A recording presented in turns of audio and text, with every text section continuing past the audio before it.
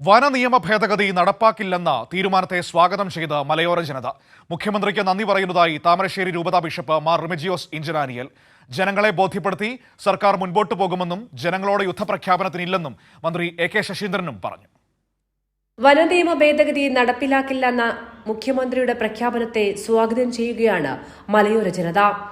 കർഷകരുടെ ആശങ്കകൾ മനസ്സിലാക്കി അതിനൊപ്പം നിൽക്കാനുള്ള തീരുമാനത്തോട് നിരവധി പ്രതികരണങ്ങളാണ് ഉയർന്നുവരുന്നത്.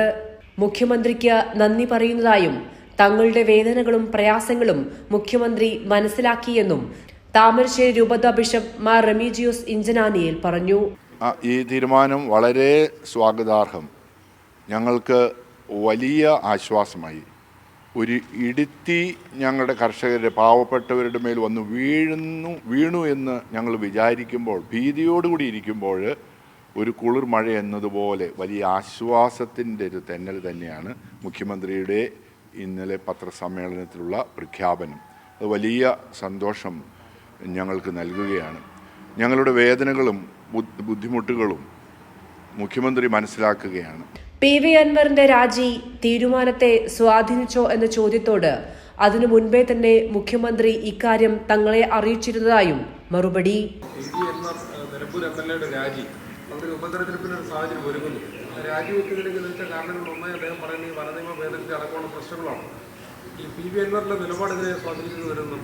പക്ഷെ അതിനെല്ലാം മുൻപ് തന്നെ മുഖ്യമന്ത്രി ഞങ്ങൾക്ക് ഉറപ്പ് നൽകിയിരുന്നു. ഇത് നിയമം ഞങ്ങൾ പിൻവലിച്ചുള്ള നടപ്പിലാക്കുകയില്ല എന്ന് ഞങ്ങളോട് പറഞ്ഞിരുന്നു, സൂചിപ്പിച്ചിരുന്നു.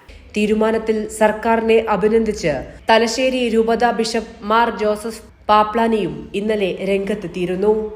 വനം നിയമ ഭേദഗതി ബില്ലിൽ ജനങ്ങളോട് യുദ്ധപ്രഖ്യാപനത്തിന് ഇല്ല എന്നും പൊതുസമൂഹത്തിന്റെ അഭിപ്രായങ്ങൾ അനുസരിച്ചാണ് സർക്കാർ മുൻപോട്ട് പോവുക എന്നും മന്ത്രി എ.കെ. ശശീന്ദ്രനും വ്യക്തമാക്കി.